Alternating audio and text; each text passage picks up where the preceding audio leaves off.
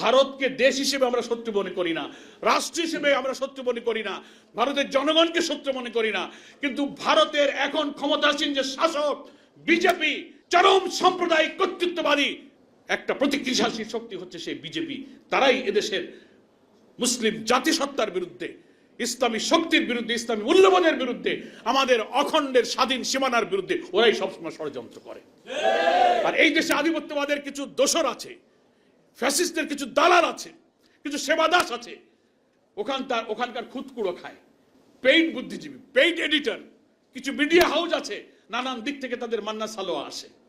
48 সালের তমদ্দুন মজলিস সহ ভাষার অধিকারের দাবিতে যখন আন্দোলনের সূচনা হলো, চকবাজার এলাকায় লিফলেট বিলি করতে গিয়ে অধ্যাপক গোলাম আজম গ্রেফতার হয়েছিলেন। তো আজকের ইতিহাসগুলোতে ভাষা আন্দোলনের কত আর্টিকেল, কত বই, কত কি, এগুলো তো বলাই হয় না।